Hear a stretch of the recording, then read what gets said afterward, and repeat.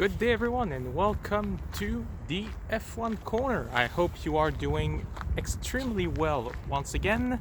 It is a pretty nice day here in Montreal, of course, and we are at the dawn of pre-season testing. It starts this Friday, March 12th, and I thought it would be a good idea, since it is getting pretty close and the season is about to start, to go through every teams in review, and check out what are the expectations, what are the news since last season, and have a little summary, little chat about this upcoming Formula One season. So let's start at the back of the grid, shall we, with Williams. So what can we expect from Williams this year? What will happen with the new management? Well, after a pretty rough 2020 season, let's call it like that, where the team had to be sold to new owners, Doralton Capitals, the season with no points scored, which is pretty unusual for Williams. They will be hoping to bounce back at least a little bit this year. The fact that they did not score any point is not necessarily that big of an issue. If anything, 2020 was a lot better than 2019, where they were truly off the pace. And in 2020, they were not arguably the worst team on the grid. They were able to fight in that backfield, in that kind of C group with Haas and Alfa Romeo. And George Russell did a few wonders with that car too. So it is not all hope lost. And with new management, they've already made it clear that it was a long-term project, and already injected a lot of money in Williams to clear their debt and also help make back for all the lost time in 2020, where the team was in crucial financial crisis. And so for this year, they probably won't be back into being a winning team. I think that's pretty much out of the question, but they should at least be hoping to fight for the top of that C group. Maybe even fight for a few points if the opportunities are there. With the new money, new management, they had now the means to develop a little bit that car for this year, and really their key focus will be, like any backfield team should, on 2022, next year, where all the new regulations will arrive, with the budget cap taking full effect. Because the new car for 2022 will be built with only the money allowed for the budget cap. So no super high expectations for Williams, but at least they are making a step in the right direction. We'll see what the car is worth during the preseason testing a little bit, but with the Mercedes engine, there is no reason why they could not make at least another small step forward in the good direction. There's also the question of what will happen with George Russell at the end of this season. His contract with Williams is ending. Could he go to Mercedes? Could he go to Aston Martin, which is also powered by Mercedes? It's anybody's guess, but we saw last year in that Sakir Grand Prix, where he replaced Lewis Hamilton, that he had talent and has the potential to go to Mercedes should the opportunity presents itself. And we'll get to Mercedes a little bit later. Now let's jump to Haas, a team that already, before even the season starts, is in the middle of a controversy, or more than one. See it as you like, with driver Nikita Mazepin, the scandal that occurred before Christmas, and now its new livery, pretty similar to the Russian flag with the Russian colors, has caught the attention of the World Anti-Doping Agency. For some reason that we know, it is forbidden to have a Russian flag in any sports at the moment. So should that livery be deemed to be a Russian flag, they would have to change it. But let's not focus too much on that. Let's talk about the team itself. They already admitted that this car for 2021 will not have any development throughout the season. The whole focus is once again put on 2022, like I just mentioned, no development coming to the Haas in 2021, and not sure if it is good or a mistake, considering that they should at least be trying a few things throughout the season in order to just make sure that the whole team is going in the right direction in terms of what the personnel is doing and what are the results on track. Because if they don't put anything or try anything on that car, well, they could go in the super wrong direction and not know that they have issues in that kind of department. So trying something on the car, even if it's only a few pieces throughout the season, would at least help them make sure that the processes in place at Haas are good. There's also the question of having two rookie drivers in Nikita Mazepin and Mick Schumacher. It's going to be tough because since there is no senior driver, it means that the team will have to mostly rely on themselves to understand the car. Both drivers never drove a Formula One before, at least not full time, so they cannot really give the same feedback as Kevin Magnussen or Romain Grosjean would give the team. So I think it's going to be tough, but again, their focus is on 2022. At the very least, for both drivers, there won't be any real pressure to perform higher than where we see Haas, which is at the back of the grid. But it's still going to be another very tough year for them, and they just have to hope that owner Gene Haas will still be willing to put in the money despite these catastrophic seasons. There's also the Ferrari engine that might give them a little boost if it improved. According to the mother team, Ferrari, yes, they made progress in that direction this year, so it's something we should watch.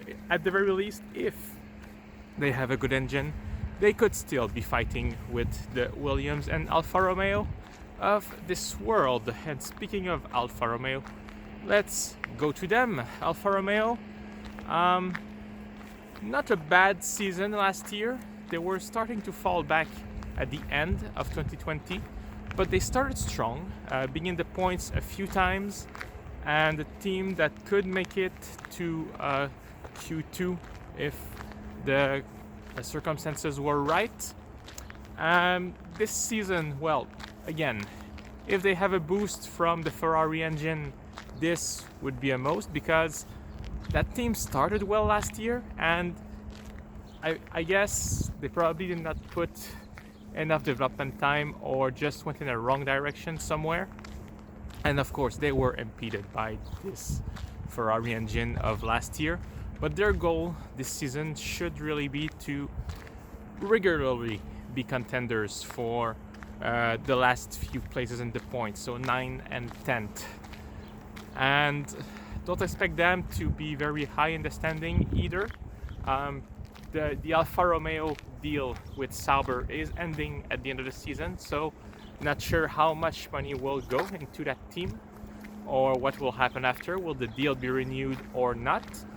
But with an experienced lineup of Kimi Raikkonen and Antonio Giovinazzi, there is no reason why they could not at least give us a few surprises this season. So expectations for Alfa Romeo to be, at the very least, at the front of that C group and fight for a few points once again. Time to change slide. So our next team on the list is the other Alfa Tauri. They were pretty strong in 2020. What they lacked was consistency, but at the end of the season, it was fair to say that they were, on some occasions, literally the third best car on the grid.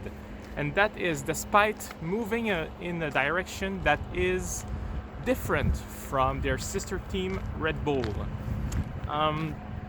So it's not clear what their aim will be this season. Even team principal Franz Tost did not dare give a clear goal. If anything, consistency. Pierre Gasly remained at the team, pretty good for them. New rookie, Yuki Tsunoda, who's going to have to prove himself, Red Bull junior driver. And that is something really that has been said transparently in the last few years. AlphaTauri, more of a sister team than a B team for Red Bull, so they're moving in different directions. That said, it will probably still be a junior team, so I don't really expect AlphaTauri to make gains high enough to literally beat Red Bull. But if they can still be fighting once again in that top 4 or 5 like they were at the end of last season, it could be really interesting and could just be another team fighting for the championship that last year was just so tight in the midfield. There's also the question of what will happen with Pierre Gasly at the end of the season. His contract is ending, and there are already rumors that would send him to Renault to potentially replace Esteban Ocon, depending of his performance. So that is a topic that we should follow. And yeah, really AlphaTauri did a really nice surprise from last season. We just hope that they will continue in that direction this year. Next, let's move to Aston Martin. Yes, no,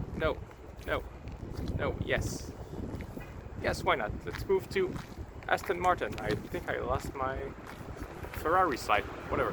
Let's move to Aston Martin. We'll get to Ferrari right after.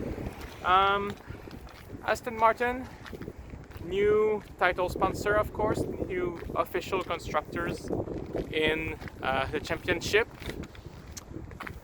It brings money to the team, obviously, which they already had since Lawrence Stroll bought the team.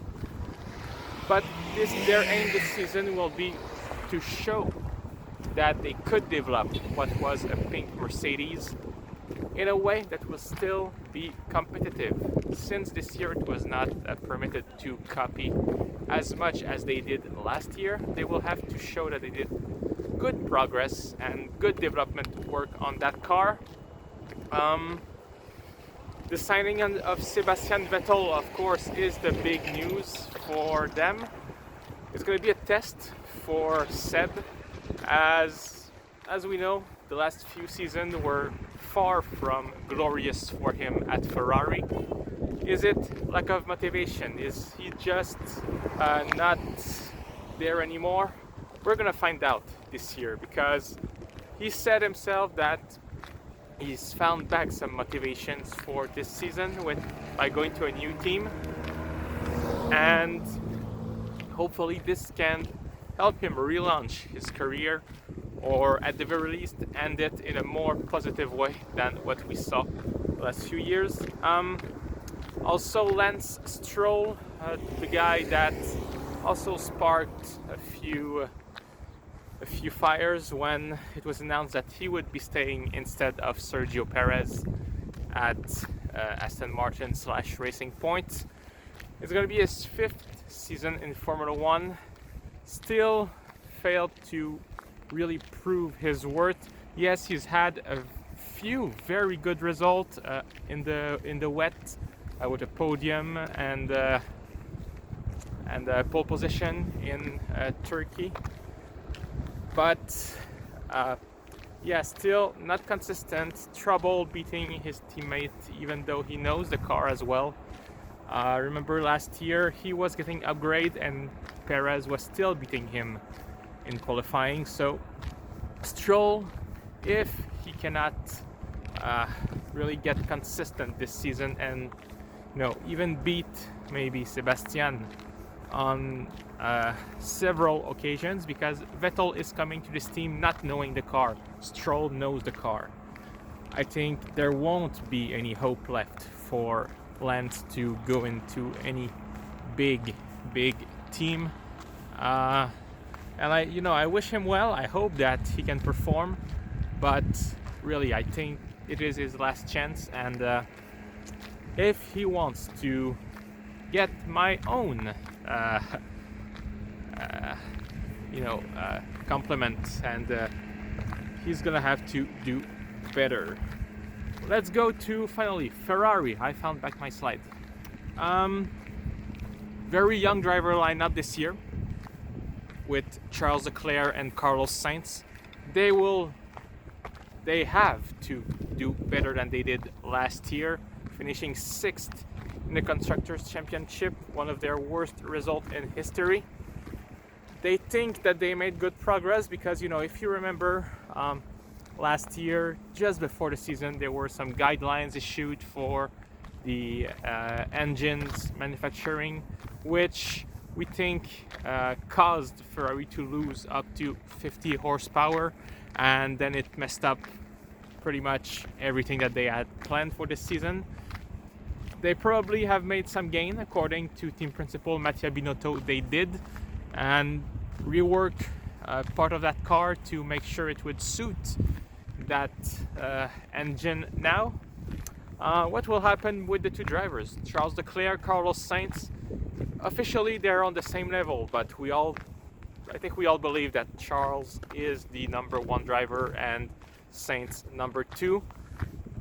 We hope that they can challenge each other, and of course Sainz is going there with the idea of also making the team his own in some way, and if he can fight to beat Leclerc, he will not hesitate, and I hope the team will let them. But I think they will both agree that, considering the challenges they had last year, their main focus should still be to race for the team more than for themselves. So we'll have to see. Where do they hope to finish this season? Well, last year Charles Leclerc did a pretty good job with that car that was not good. If you compare his result to Sebastian Vettel, they were both at the different ends of the driver spectrum. So personally, I think that they can hope for podium this season if they did a good job, and in all likelihood to be satisfied. I think they should be fighting for third in the championship this year. They were never really in that fight in 2020. So third, probably the absolute best that they can do, unless there's a miracle. And if they are in that fight, I think they're going to be pretty happy. Let's move to Alpine Renault. Well, it's going to be special for them. It's still officially under the Renault ownership, because Alpine is owned by Renault. But new colors and new old superstar driver coming back. New management. That's going to be also very special, since there is no official team principal. Everything will be divided into the race and executive director. So they will have to really work together on that to make sure that everything goes well, since it's not one person taking decisions, it's going to be two going on that. Again, this year they want to be fighting for third place in the constructors, and they were pretty close last year, even though they finished 5th. It was only by a few points, so there is nothing to be ashamed of at this stage. We know the season started fairly bad for them, but the car improved a lot throughout the season. Daniel Ricciardo getting 2 podiums, Esteban Ocon getting 1. So at the end of the year, that Renault was really in a spot to be third. and that's where they're hoping for this year. Alonso coming back versus Esteban Ocon. Alonso coming in a team that he knows, but in a car that he doesn't know. Ocon got a full season with Renault, now Alpine, and really for Ocon, I think it's his chance to prove that he made progress. It was pretty rough last year against Ricciardo. It will be pretty rough once again this year against Alonso, but knowing that car, at least he should be able to match the result somewhat. We're gonna see. I personally think that if Ocon cannot prove that he has a talent that everyone said he has, that he's gonna end up once again outside of Formula One after this year. But that is once again something to follow up. Anything else? Not really about Alpine Renault. Let's move on to McLaren. Why not? McLaren. Another team with a new driver in Daniel Ricciardo. Their aim this year, taking the Mercedes engine, the one that is renowned to be the best engine in Formula One at the time. Their goal will be to take third position in the constructors once again, to of course get back on the podium. They had a strong car last year with a Renault engine. This year with the Mercedes engine, if they did a good job, there is no reason why they could not be a regular podium contestant. They were pretty close on a few occasions. They had a podium last year, and really their aim is to stay third. Daniel Ricciardo coming to the team. What can he do? He's going to be with Lando Norris, who is also a pretty good driver. They will want to push each other as much as possible. Norris is the experienced guy at the team. Ricciardo has experience, but with everyone else. So he does bring at least, experience of recent winning team with him, since he also did a stint at Red Bull in the past. And it's going to be interesting to see what he can do with that car. Like I said, he got 2 podium last year with Renault. So if that car is any good, he should be able to really surprise us and really hope to get on the podium. McLaren, once again, with a Mercedes engine, I think they have everything that they need to win in 2022, the upcoming season. Since, for every team is going to be a balance between this year and next year, I think that McLaren got everything that they need to finally build back a championship winning car for next year. Quickly, let's go to Red Bull.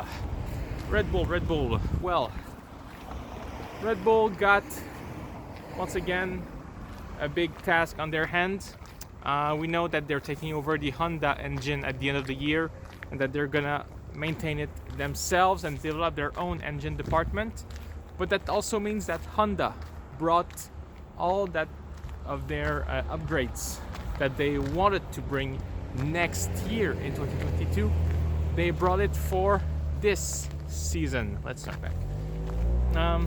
So it does bring with it a few concerns, especially on reliability. Honda is confident about the power of the engine, but reliability, they are too, yet probably less than with the original plan. Still, they think that the risk is favorable, that the gain outweighed the risk. So it's going to be really something to watch on their side. Is the engine good? Is the engine reliable? Honda will still put a lot of money this year, as they would have even if they were not leaving. So this is really a nice commitment for them. Will the aero changes be good for Red Bull? That is also a pretty good question. They were close to Mercedes at the end of the season. Max Verstappen winning in Abu Dhabi. Will the changes this year impact them? We know that Adrian Newey loves to design car. We'll have to see, but in theory, since that Red Bull is always well designed, it could help them. And Sergio Perez, what will he be able to do at Red Bull? The question is always, of course, with Perez and with the drivers that were at Red Bull in the recent years, was that is that Red Bull just too tuned up to Max Verstappen, or really is it just the drivers that were not there? Well, Perez will be a good gauge of that.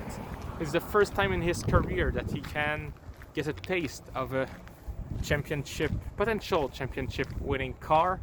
He's going there with appetite after his win in Bahrain last year, and he's going to do everything he can to prove that he deserves that Red Bull seat and maybe even challenge Max Verstappen. I hope that both of them can push each other in the back.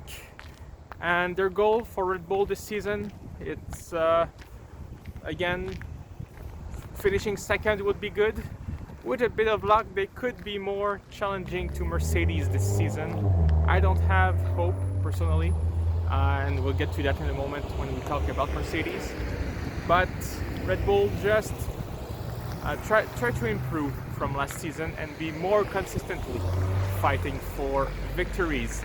And we'll finish the day with Mercedes. Well, I gotta say, how do you improve perfection? That's the question we gotta ask for Mercedes.